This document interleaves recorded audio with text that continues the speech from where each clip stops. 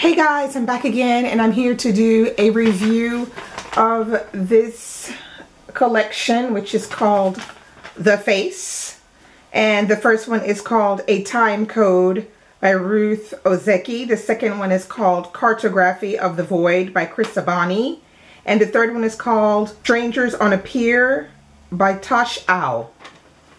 Alright, I was sent this is an ARC that I was sent by Restless Books, and I want to thank them enormously for asking me to review this. And when they saw me do this review of Chris Abani's work, they asked me to review this series, and I was game. Now, this series is sort of like a memoir, but it is basically stemming from the theme of the face.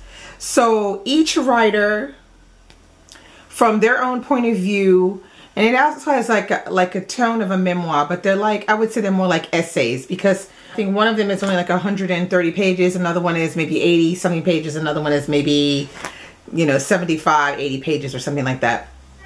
So these essays explore what is the face for each author.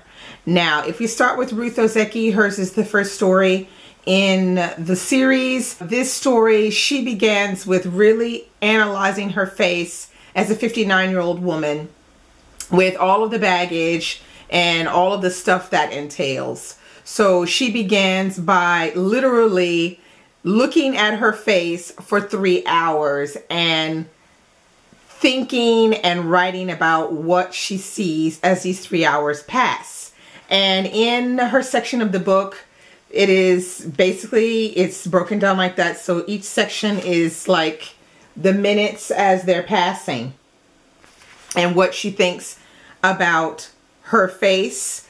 But not only that, she goes beyond that and she begins to talk about her background, her heritage, the fact that she is half Japanese and I think it's half Canadian, I think it is. And all of that entails, that is, of being a person of color and how she dealt with that as a child and the different issues it brings up, and how she lives with this baggage, and how her face over these 3 hours somehow describe a little bit of everything that is really her as a person.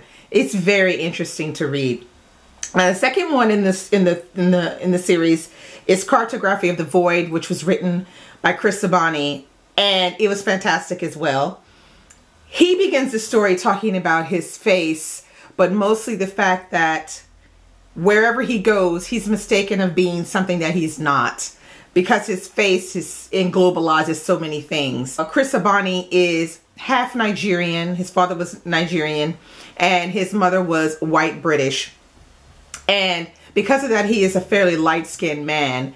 But because of his pronounced features in his face, he sometimes is mistaken for being Arabic, for being Portuguese, for being plenty of things, but nothing of what he really is. And from there, he will then tell his story, and he focuses more on the relationship that he had with his father, which was a relationship that was a bit tormented, difficult. But as time grows, you can see through his essay that he has learned to accept all of the good and the bad in this relationship, and how all of this shows up on his face, because in fact, he does resemble his father. And the third one is by Tosh Ao, which is called Strangers on a Pier. And this one is interesting as well, because Tosh Ao is half Malaysian and half Cantonese Chinese, is what I understand it to be. Now, Tosh Ao is a very well-known Asian writer.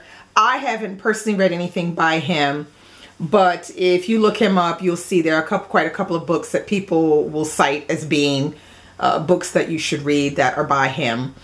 But he begins his story by talking about being in a taxi in, I think it's in Thailand, and he's in the taxi with his boyfriend, and his boyfriend is a white man, but his boyfriend speaks fluent Thai. But for some reason, the taxi driver, who's Thai, keeps asking questions and talking to them, but he's only looking at Tash Ao. He's not looking at his white boyfriend. And basically it goes on, you know, with his essay where he is talking about the fact that he as well is mistaken for being plenty of other things than what he really is. And he talks about how that misperception of who he is as a person is something that he feels is sort of like a missing link, and how, you know, the richness of who he is as a person, which is from I think it's his grandfather having moved from China to Malaysia for work, and the difficulty of living that his father had. And all of these things make up this immigrant experience, which is something that his grandfather felt like it was something that should follow them as a family for many generations after. And it's really extraordinary because with everything that's going on at the moment, talking about, you know, immigrants and who belongs here and who doesn't belong there, and everything that's going on, these 3 essays are extremely brilliant at pinpointing how people are more than what they look like. And you can't assume to know who people, you know, who different people are and where they're from and what their background is. And that it's not written on your face. It never will be. But that you have to even dig deep.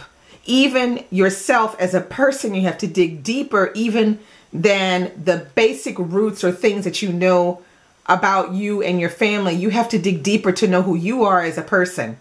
And that's what a lot of these essays turn around, and it's just fascinating. But if you get a chance to pick up any of these, because they're actually 3 separate novels, and there will be future novels. I think there's one coming out with Roxane Gay and with Lynn Tillman.